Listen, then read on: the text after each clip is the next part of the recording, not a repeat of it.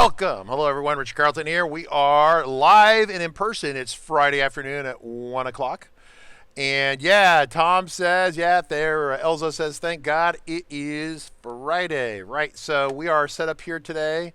We're going to have a little bit of fun with what we're doing. All righty. So today we are going to be doing Digital Document Management Part 2. We tried to do this about a week ago, but we were distracted with our festive party and sparklers and things like that. So kind of an open Q&A day. At the same time, we're going to kind of focus on the digital document management. In the last broadcast, we talked about this about a week ago.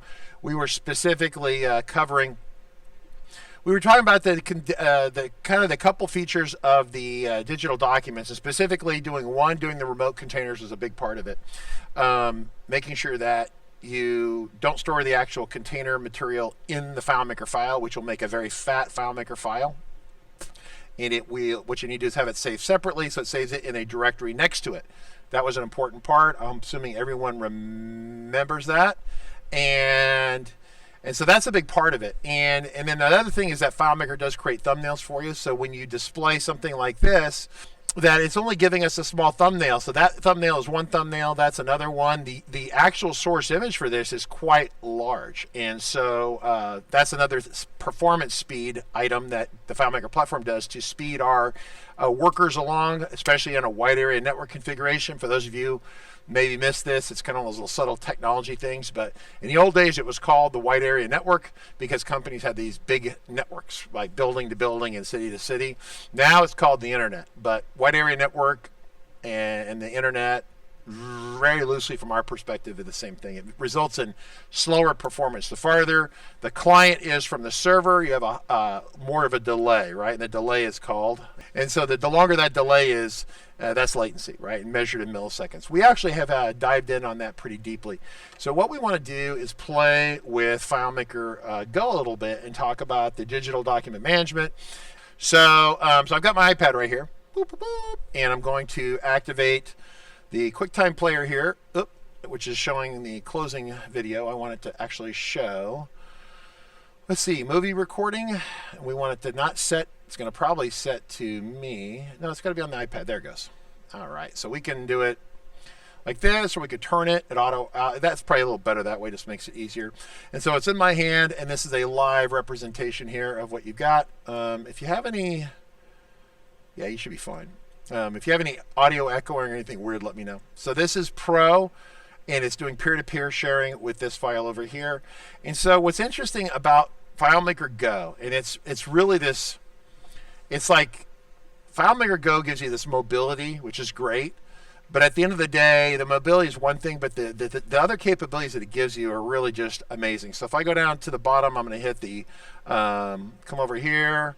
I'm going to hit the plus button down on the bottom right. You can't really see my finger hit it, but it's right there. It says add record. If I click into a container field, FileMaker GO will ask me what I want. And basically it's giving you access to all the common items that are in the product. And there's a lot of API stuff that's in here, right? In the iOS. And FileMaker went and said, well, we'll give you access to these certain items, right? So obviously you have the camera, which is great. You can specify, the broadcast screen here, all that kind of stuff. You can flip it around, so you're like, right? You take a picture like that. It's like, oof. And then you could say at the bottom, use it or reject it or take it again. So that's one way of looking at that. I hit add record. But you can script all this. And what you can do is script it so specifically when you run a script, it doesn't give the person the choice, right? So I can click on here, we can get a signature, right? And you can put a signature, whatever, hit accept. Now the signatures, just so you know, are super fuel efficient, very lightweight in terms of storage. People ask, like this right here, I can export this. Actually, probably could, let me see if I can export it. If it'll let me. At one point, we actually were measuring the bandwidth on these things. Export field contacts. Desktop. My desktop's kind of a mess. I'll have to turn the icons back on because we have been shooting videos. So this is the actual source file that it created for us from the signature. and it's 62K, so it's pretty small. With older, lower resolution iOS devices like iPhone 4s and 5s and whatever 6s, that file was even smaller. It was like 20K, 30K. So these are really small, lightweight. You can store a lot of signatures. Colleen from Rhode Island, sample file. Rick, hey, okay, Rick, if you want this sample file, I will give it to you, but it is a starter solution out of FileMaker, right? So if you go here, you say File, and you say Create New, and you just select the contacts right here, that's what this file is. All I've done is add an extra container in here. So if you have another starter or another sample file you want me to post, let me know. I will come over here and post all that for you. So let's take a look at doing a script over here. So this is what's really kind of the neat part of this. And so if you folks should have questions here, if you're still conscious. Let's say you're doing a contract and you're out in the field. This actually happens with some of our customers. Customer says, I'm out in the field. We're going to review the material with the customer. They do this stuff, and what they do is they'd finish it off. They hit submit. And it would actually go back to the server. The server would roll it up and send it as a fax to the person's fax machine, so it would come out kind of as a printer. So instead of your salesperson out there trying to connect the person's printer, they go to a fax machine. Some businesses almost to this point don't even have faxes, which is kind of weird. So I guess they could get it as a attachment. But the idea is that you could print a copy. You want to print a copy. And the other part, of course, is that you can say, I want a signature on it. So the person reviews it. They say, yeah, we agree. Like the one company was called Bumperman, and they go around and do all these bumper repairs. So I was unaware this is an issue, but if you have a car dealership, even new cars, I don't know how this happens, but bumpers get screwed up on new cars.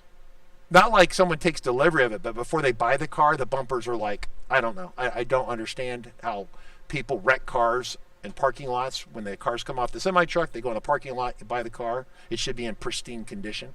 Anyway, Bumperman goes around these dealerships, fixes these bumpers that somehow get banged up.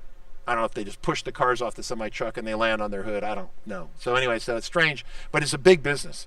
And so what they do is they go around, they analyze, they take pictures of all the cars. So what you can do is I'm going to say get picture. We can have a script here that says get picture on the code here, and I'm going to go down, I'm going to put a couple returns in here. We put some comments here, and then you say insert from device, right? Insert from device. I keep saying insert from URL, but that's a different line of code.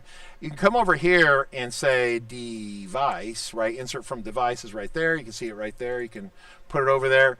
But what's interesting about it is you can say, show me what's compatible with Mac, and it's not compatible with Mac. In fact, it's not compatible with anything except iOS, right? And so then you could specify, give me a picture, and you can program all this up. So I'm doing it kind of manual here. You can say, stick it into the photo here, okay? And then camera, what are my camera options? Front or back camera? Back camera, I guess. Let's just say medium or small or full or whatever. And of course, the bigger it is, the larger the image will be. And then of course, you can run this script. So we say we run it, but if we run it on the Mac, what happens, right? It saves all, and then nothing happens, right? So if we come over here, though, on the FileMaker Go, we can say, click right there. We can say scripts. We can say run the script. Normally it would be a button. This is really a bad idea, just having people do this. But we say get a picture, and it jumps right to the camera, right? So there's a picture of the camera and my very amazing camera right there. There's your camera. And so we say use photo. And so there's my amazing webcam. And so we're like, hey, do you like that? It's really great. So then we want to tell the person, I'm going to like duplicate the script. I'm going to say get signature. And there are a couple options on the signature which are kind of interesting. Let's see. So what I'm going to do is I'm going to change that to signature. And there are three options that you really have on this thing. So you have full screen, overlay, and embed. And so full screen is kind of like the classic behavior. It takes over the whole screen. Overlay does like a card style window, right? And embed, where it tries to thread it into the field, but if your field is really small, I mean, like on an iPhone, I don't know that embed is going to be anything, but it tries to lay it in the container. So I guess we could try this just for giggles. And you can put some additional text on there if you wanted to. And then I'm going to say, click over here. Can I click on that and rename it? Should let me. Save. How about I rename it now? So you should be able to rename it up there. It's being cranky with me. Oh, there, I double clicked it there. I'll say get signature. Questions, perfect. Add, no questions. If you folks don't ask questions, it's going to be a very short presentation today. So I'm going to say save. And then what I'll do is I'll run it over here. I'm going to start a new record at the bottom. Of course, you can't see me doing it. I'm going to say new. How come it's not showing that? Did we lose? Oh, there it goes. Add record. And then I click out. And then I'm going to say run the script, top left, run scripts, run get signature script. And so it's the, is this the embed? I think this is the, I think it may have switched on me here. So that looked okay. That's the embedded one. It might be if the embed is too small, it won't do it. Let me just switch this real quick. We'll try it again. Signature. Let's do the overlay. Or maybe I have these backwards. I mean, we don't use them that terribly often. So I'll try it again. Come over here, say new record, run script. Yeah, see, so that is the overlay. It's like a card style at the bottom. I think what it was, the field was too small. I always wondered about that, right? So what if I hit cancel? Okay, cancel it. And so what I want to do is if I go to layout mode and I hit cancel, I wonder, it's going to the photo field, which this is one up here. So I'm trying to edit it with my mouse in the wrong spot. So when I go to layout mode, I'm going to come over here. Let me move this down. Well, this is lame. This is super lame. Okay, well, I'm going to take this, the photo. Where's it at? If I select the object, it's at the bottom down there. Let me move it kind of towards the top up here. So it's at the top, so it'll overlay everything. Then let me stick it across like half screen. Let's try that. Back to browse mode. I'm really destroying the layout now. Now, by the way, real quick, you saw that this image just resized. FileMaker calculated a new optimal thumbnail and gave us that thumbnail. So there's a thumbnail in it that's making here, a thumbnail here, and then the source image, which is much bigger. Save to photo field. Yeah, that's what we're doing right now. So let me go ahead and try the script again on over here. I'm going to say run scripts, go to signature. Okay, but it's still, okay, hang on, I'm being dumb. Cancel. I need to change the script. So let me go back over here, go to script workspace, go to here. I don't want an overlay, I want back to embed. And so you set that like that, you save it, close, close, close again. Over here, that's good. Come back over here. I'm going to set the script, top left, scripts, and signature, and interesting. So you'll have to figure out where the embed is. Maybe it has to still be bigger. I'm wondering how big it actually has to be. Or if it's mad about the fact that it's laying over something, I guess I could build it like, you know, what if I just delete all this stuff here? So it's not confusing it. So I put it here, and so we could make it like a little bit bigger like that. The problem is you get to a spot where it really doesn't. So now my layout is updated over here, okay? And now we're going to run the script again. Run scripts. There, see, now it's embedded. So there's a certain size cutoff to where it works, it doesn't work. Obviously, I got rid of the other things that might have been, you know, shouldn't be monkeying with it, but stranger things have happened. If I can go back down to like, you know, a smaller size, like down here. You know, it seems to me it would allow a smaller one because maybe you'd have someone just initial, like people say, just initial the 5 things and then sign at the bottom, right? You see that? So let's try that. So it's smaller again over here. I'm going to run the script, run script. Ooh, that's the list view. Okay, let me just select an item. Can I go there? Can I go there? Yeah, Nick puts it over there. Okay, scripts.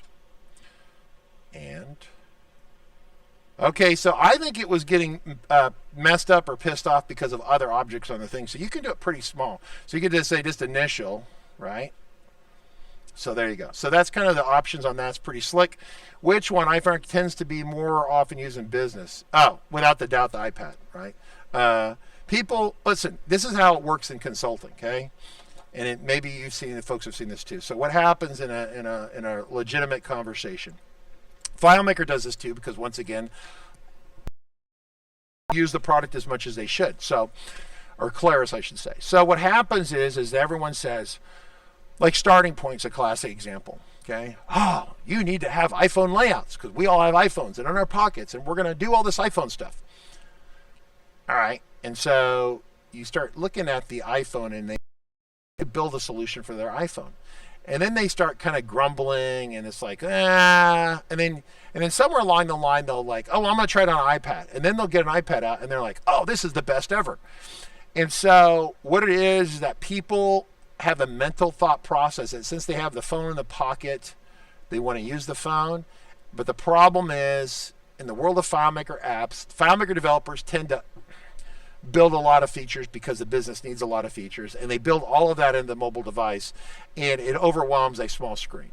In fact, so you've got the iPad, really the small one, the mini. This is the medium-sized one, or the original size, like 9 to 10 inches there around. And then there's also the Pro, which is, well, not the Pro. Their naming sucks, but it's the jumbo 12.9 inch size, right? So, which I have one of those. I will use that in some cases. And some are better for other applications, and so some things are better in some applications than others. So the mini seems like a really great thing until you're trying to read, like for example, say I'm flying, for example, and I'm trying to look at the mini, right? And the mini's on a kneeboard. It's too damn small. And I'm getting too old, and I have really great vision. I have like 20/15 vision if I have glasses on, right? But you look down, and it's just too small. So then you put more of a medium-size iPad on the 9 to 10 inch. Makes more sense. So I think you're going to find that people talk a big game on the phone, and then they promptly, unless it's like a very simple, like 3-field thing or 5-field thing, something super simple, they're going to upgrade to a bigger device. Okay, so that was that question. Scott Anderson, best practice solution. Client uploads Word files into WebDirect container field without having to export. Any best way to view the container, view it. Okay, so really great question. Really good question. So we covered this, but you framed it in a different way, so I'm going to hammer this question a little differently. When you say you don't want to export it, what you don't want the person to do is basically right-click on it and go through the export process. Is that correct? I'm going to wait for you to respond to that, but what you don't want them to do is you don't want them to, when you say you don't want them to export it,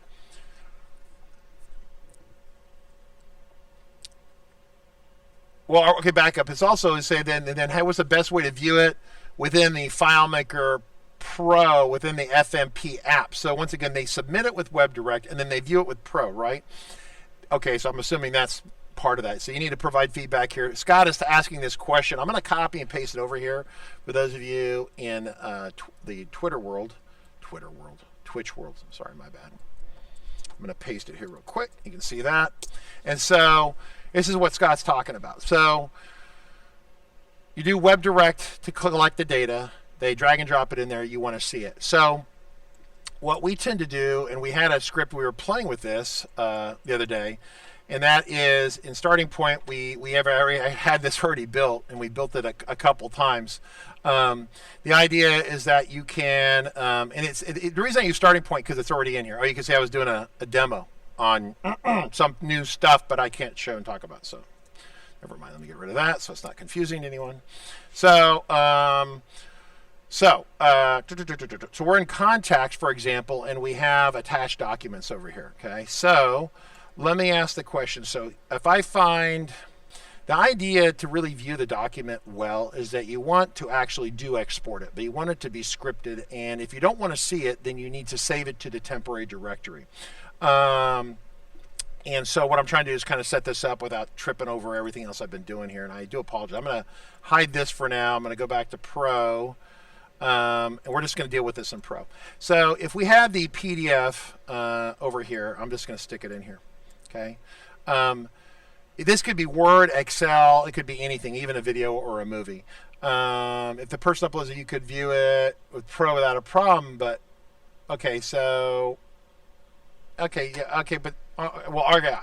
If you have FileMaker installed, okay, so the way this works, okay, you're talking about, okay, back up. Scott, I disagree. Now, maybe in your situation you have that problem. I don't have Office on here installed, but what we do is we run in this one here, we run a script right here. I'm going to say, I'm going to watch the script debugger. I'm going to watch the script debugger. And what we're going to do is we're going to tell it to open it up and show it to us. I don't want to look at it in FileMaker, if that makes sense. I don't want to look at it in FileMaker. I want to export it even to a temporary directory that you don't see, and have the operating system pop it open. The operating system will pop it over with whatever the default application is for the extension. So if it's docx, it'll go to Word. If it's XS, LX, or whatever it is for Excel. So I click this. I'm going to say Open Selected. It's going to run this script in Starting Point. Now the reason I'm using Starting Point because it's free. Most all of you have it. And so we're going to run it. It's going to run script 2001. And so what it does is it sets a parameter right here, but really at the end of the day what we're doing is it skipped that. Hang on, let's go down here. I haven't looked at this code in a long time. So let's see what it's doing, because really the only code that we really need. Okay, so right here, this is where the code gets what we need. This is the temporary path. This is a get function as part of the FileMaker platform. It gives us the hidden temporary path on the OS. I normally save everything to the desktop, but I'm also a guy who goes to the desktop and cleans things up and throws stuff away. My wife and a number of people I know throw every icon they can on the desktop. My daughter's the same way. And then they play musical Easter egg hunt trying to find stuff on their desktop. And so for people like that, just stick it in the temporary directory. And then what you do is you're going to step down through this script, and it's going to get the file name of the script. And it puts all this together into the variable $path. So if we go to the data viewer right here, and we have videos on the data viewer and all that stuff, we have right over here, this is the directory to the temporary directory, right? And if it was a desktop, it would be, we said the desktop, it would give us to that on this computer at this time. And then down here on the final, we have the final right here. It's going to save on this directory, it's going to save this file in there. Does that make sense? And so it's going to go ahead and do that. Is the plan. I'm going to come over here because we're right there. I'm going to step down through the next one. Okay, I just jumped through it. But it saved it to the temporary directory and then opened it up. I'm going to do it one more time here. Step through it because I'm going to jump through it really fast. So what am I doing? Timeout. That. Open selected.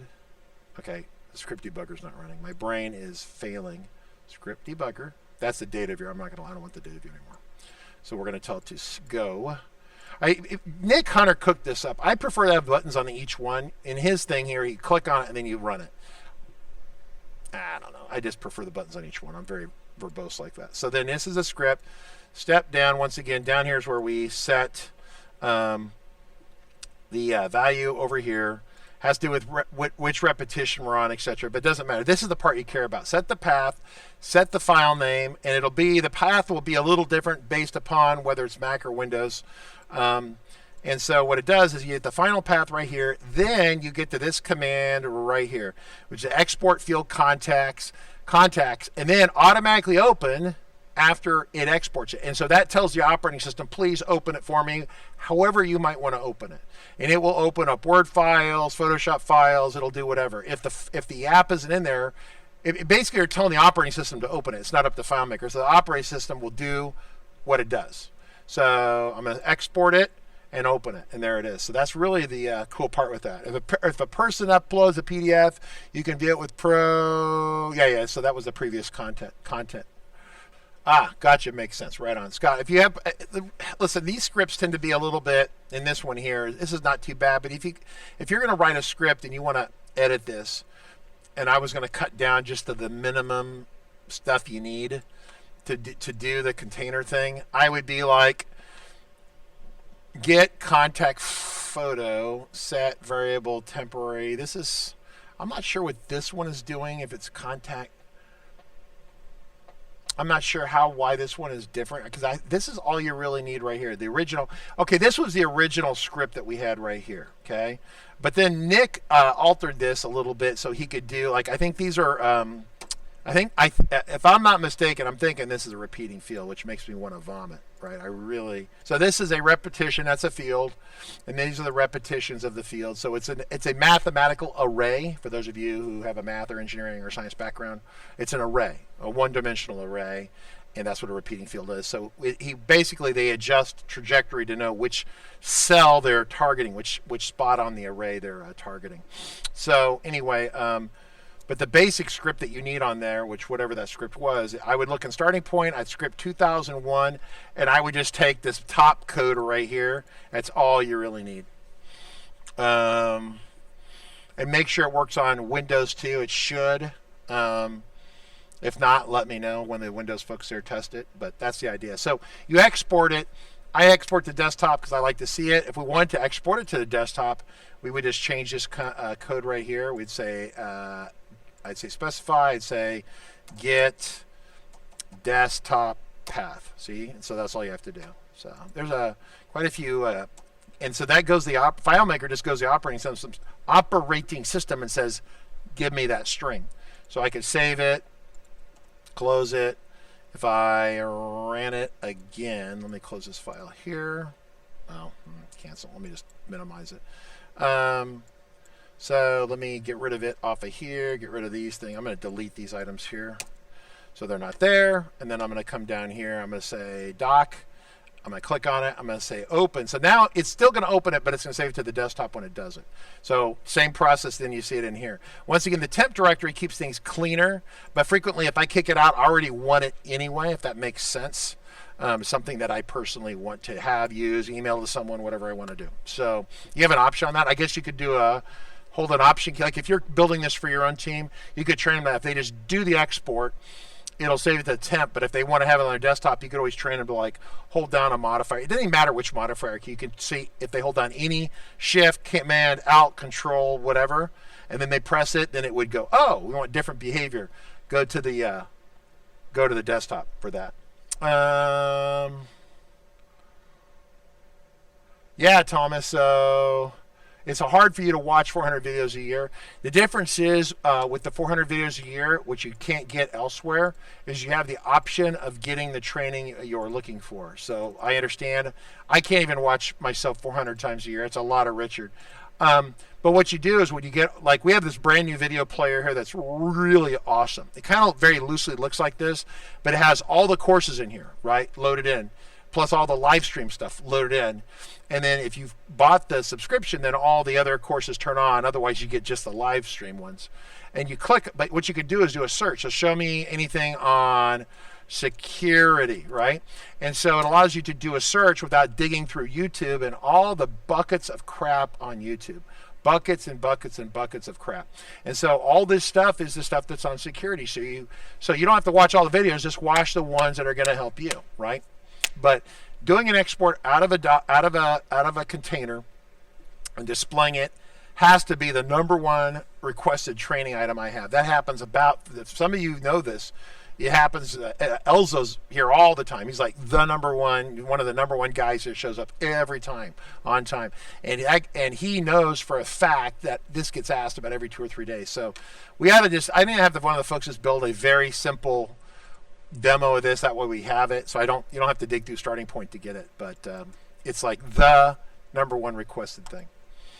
Is there a way to capture signature on a Mac touchpad? Not officially. The way I would try to do, this is from Rick. He's Rick on the touchpad. So what I would do is I would look at it. I would look at like the JavaScript. Let me think about this. Free download. Let me open this up. No, I can't look at that. No, that's a wrong video. Let me see. Where are we at? Where would I look? Demo files? Are they demo files? Oh, here we go. So what I'm going to show you, this is not the same thing, but this is the kind of tech you're looking for. This is a JavaScript widget add-on, and I think this is going to become a really big deal. In fact, not even I think, it's fact. This is going to become a really big deal because you're going to see more and more of this in the world of FileMaker. So this is a container. This is a container. So what you need to do is run a script that goes into a web viewer. So this, what I'm going to say crop image. This is a web viewer. So this section here is no longer FileMaker. So as I move this around and I do stuff with this, I'm not in FileMaker. I mean, the box is in FileMaker, but this is a web viewer, so it's being run by the operating system. And I can tell you the code in here is mostly JavaScript. And so the idea, though, is that you can do all sorts of cropping and do whatever, but you could have a box here that captures the signature off the Mac or whatever it is. I guarantee there's but if you said JS capture, JS for JavaScript capture, what was it? What you were calling it? It was a Mac touch pad signature. I don't know if I spelled that right. Detecting trackpad. So that's an Apple. You'd want to probably go to. Yeah, see, we're looking for JS for JavaScript. Oh, here's GitHub.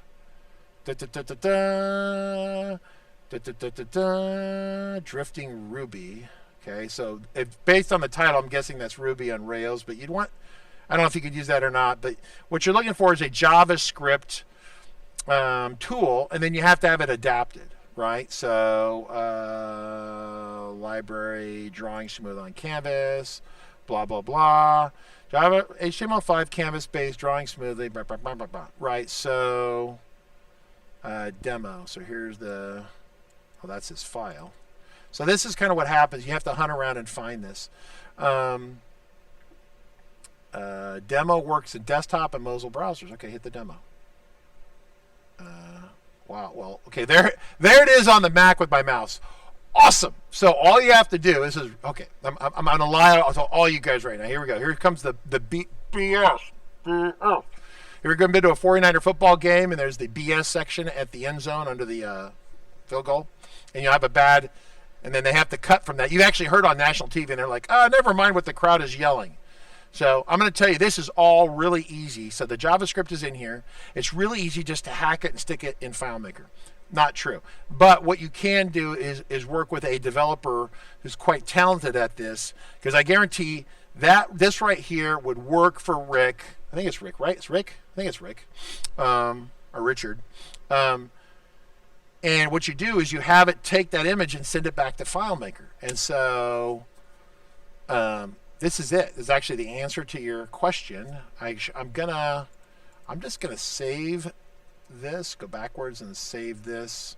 It says signature pad. Yeah, it's not an iPad. It's a signature pad. I'm gonna save this so I don't lose it, or I'm just gonna bookmark it. But that's pretty cool. And so the idea is over here, this other company, this Gene.com, is a bunch of Japanese folks that they do. About a third of the FileMaker developers are in Japan. They're really awesome. But they give us sample files that look like this. And so what they did is they took a JavaScript copy tool and they added the necessary hacks so it could talk to FileMaker and send the data out of FileMaker to it and then back. So someone has to do something like that with that demo, and then you can get a signature off the pad, right? Can you show display of your pad through QuickTime again? Can you show how? Oh, that's real easy, Rick. You can do a bunch of different ways. A lot of people tried to. Rick is asking about displaying the iPad on the screen. You could try to do it wirelessly, but I've been in environments where the wireless is just crazy. It's really chunky, especially if you're performing in front of people in the audience, and everyone in the audience has iPhones and iPads. So I use the cord, the little white thing right there. I believe in cords. When you need reliability, wireless is bad.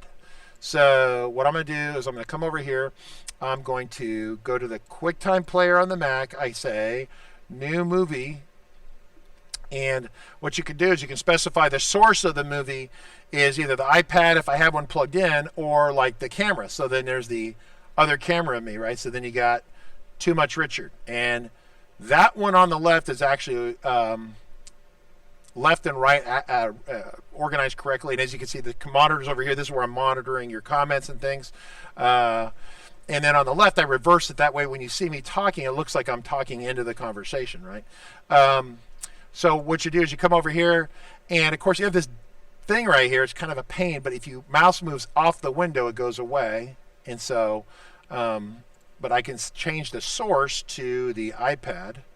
And then once again, you can record it, which is nice.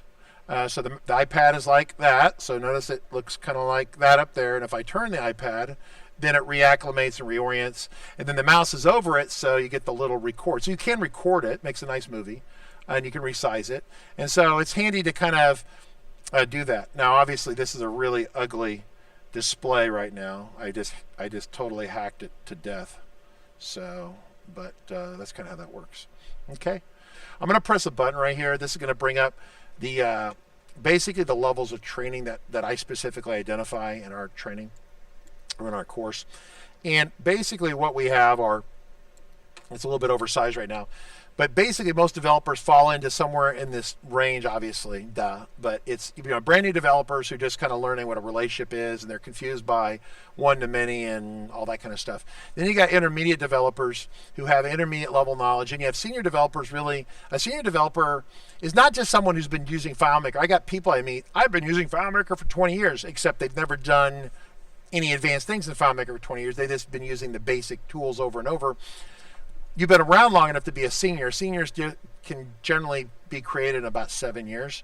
But to really be able to hammer this stuff, you have to be able to probably interact with web viewers at a very high level, interact with JavaScript and not have it freak out. Not that you can code JavaScript, but generally senior developers have an extra programming language or skill set they can do. They can go through that API course that we had, like Art Savea did the API stuff. Art is kind of a juniory, seniory kind of weird guy because he does kind of junior stupid stuff like show up late to work and not log his time or whatever he does.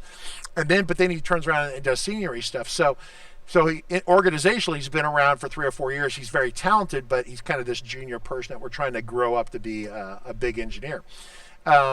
But that's what you start to have is these seniors can, like Calvin, fantastic guy. I have nothing negative to say about Calvin at all. And he actually will get in and be able to code and show you some of this JavaScript stuff that's going on in HTML and web viewers and API code API to go talk to PayPal, stuff like that. So that's really where we end up over here. And so when you're learning to build FileMaker applications, when people are here, if they can build it and it works in any way possible, they're thrilled and they stop. So if you're trying to build something, in FileMaker, there's always 5 or 8 or 10 different ways of solving the same problem. A brand new person will build it, and they'll get to the first solution that works, and they'll stop, and that's as far as they go. That was me 30 years ago. That's some of you today, some of you last year, 10 years ago, whatever. And then the intermediate developers learns that largely if you take a lot of the calculations and things out of FileMaker, you run them through a script, you manage them with scripts very closely, you can get a big performance boost. You know, you remove summary fields off of layouts, remove unstored calculations, then you manage that with scripting and caching data, things like that. That's kind of where these intermediates come in. And then, they're here and then up in here. And then when you start to learn NIC, lean design techniques, you learn the little weird idiosyncrasies that make FileMaker go really fast. So if you were learning basic SQL or Oracle or whatever coding system, the same progression would be true. You learn that if you do it with stored procedures and you tightly manage how the data moves, you don't have any automatic process that just fire off, then that's how you would even build in any system, right? It's a natural progression of managing it through code or through scripts, right? Everything is scripted. Then in here you learn that that's pretty good, that's really fast, it's much faster than over here, but there are certain narrow areas where you can make things go much faster, and you folks are finding that out, right? If you watch the Nick Lean Design, Tom was talking about this, he learned some specific, like for example, a custom function. Like custom functions. What are custom functions?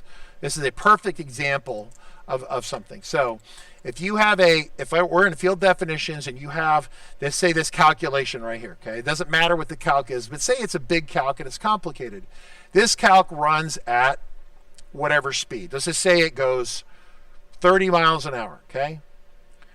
And so it runs at 30 miles an hour, 30 kilometers an hour for those of you not in the United States or the UK. So it's 30 miles an hour. And if you take that same calculation, you come up here under Manage and you go to Custom Functions and you put the same calculation in here. And then elsewhere, you just reference this. The speed here is like potentially double or more faster. It's like the same calculation goes 60 miles an hour. How would you know that? You'd never know that unless you just stumbled onto it by accident or you watched Nick's videos, right? And the Nick's videos are basically free. That's that lean design course that we have. That's on the, if you go to learn fmtrain.tv, once again, all of you should definitely have your bundle and support the channel, even if you just need the training bundle here. Get the bundle, trust me, help support the channel. But if you go to individual courses, here's Nick's lean design, is totally free, right? Sample files are here, and then each one of these videos is anywhere from 30, 40 minutes to about an hour. So there's quite a bit of it in here. So I think Thomas was saying he was down to number 11, which is really this one right here, 11, 12, 13, 14. So Tom just watched Lean Design Save My Butt, okay? So, and how to make things go faster. And so all these little tricks you don't know about, right? All the little tricks that you don't know about, but they're there, and Nick's been there. He helped design a big chunk of this stuff. And so we really appreciate Nick actually working at this company and being very helpful. So make sure that if you have questions or comments, you're lost, you don't know what to do, where to start, your coach is not being responsive, you want to yell at him or something, whatever, send an email to support RC Consulting. And if you want me to specifically see it, say, hey, for Richard specifically. Nothing wrong with that.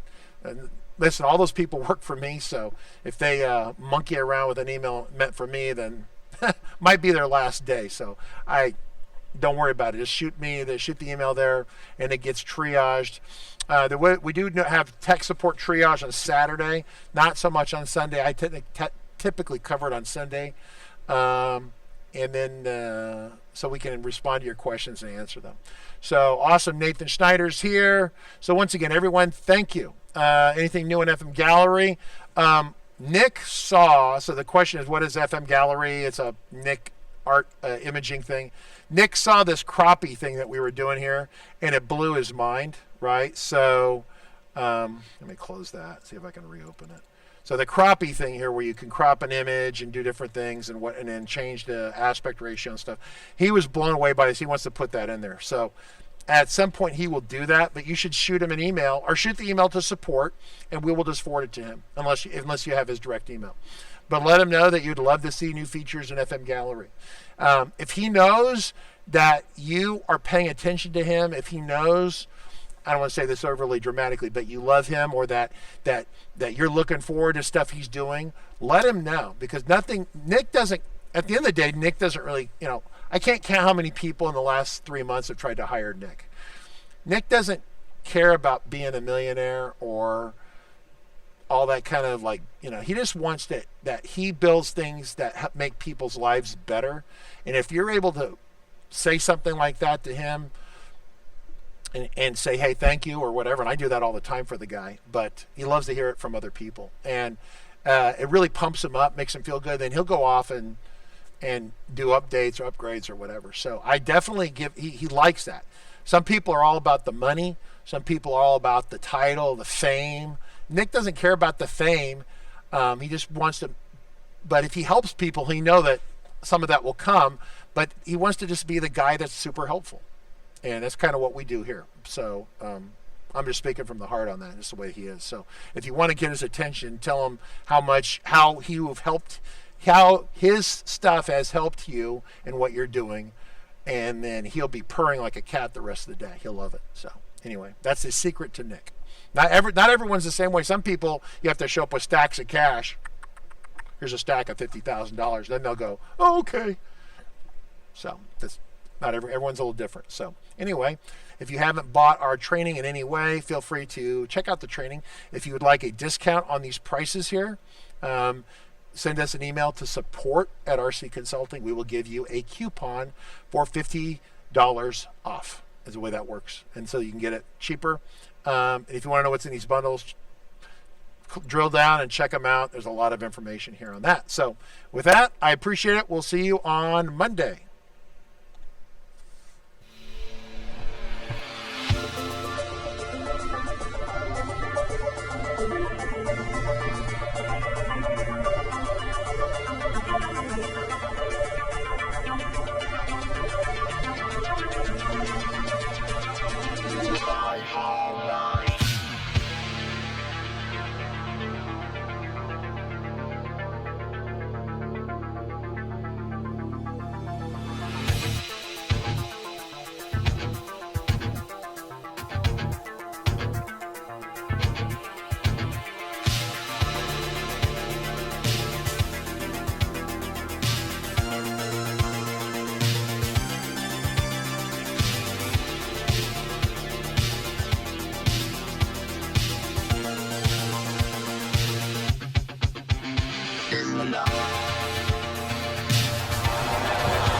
just stepped up the whole way. Calm, cool, collected the quarterback. Great read, good patience. More importantly, great job up front protecting this quarterback to give you a chance. And that's all you can ask for. Trying to rally down 10. 9:25 to go here in the fourth. Short motion by Amendola from the left. Brady takes the shotgun snap. Stands in, throws it left for Amendola. Reaches up and snaps a high throw and lands inside the 10. Rolling to the 9. Ball slightly behind him. Again, he makes the grab.